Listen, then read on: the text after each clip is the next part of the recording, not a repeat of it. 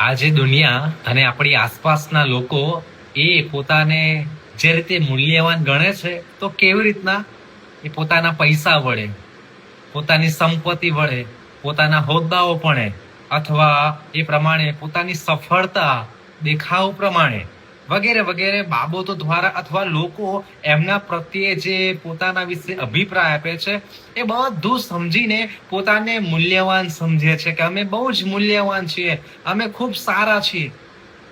અને ઘણી બધી વાર આપણને દુઃખ થાય છે જ્યારે કોઈ આપણું મૂલ્ય કરે નહીં અથવા મૂલ્યવાન ગણે નહીં. ઘણાના વિશે આપણે એવું સાંભળીએ છીએ કે મને કોઈને મૂલ્યવાન ગણ્યો નહીં, કોઈને મારું મૂલ્ય આંક્યું નહીં, મને કદાચ એ સામાન્ય સ્તરે, કક્ષાએ અથવા એ લેવલે મને ગણે છે.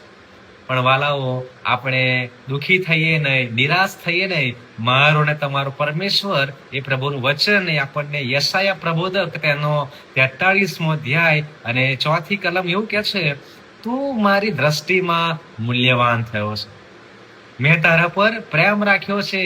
વાલા, પરમેશ્વર જો આપણને મૂલ્યવાન ગણતા હોય તો આ દુનિયાની શી તાકાત કે આપણને મૂલ્યવાન ન કહે તો પણ આપણને કઈ ફરક પડે નહીં. આપણી આજુબાજુ જે જગત જીવી રહ્યું છે એ આપણું મૂલ્ય અથવા આપણું મૂલ્યાંકન જે રીતે પરમેશ્વર કરે છે એ દ્રષ્ટિએ કરે કે ન કરે એનાથી તમને ને મને કઈ તફાવત, કઈ ફરક પડવો જોઈએ નહીં.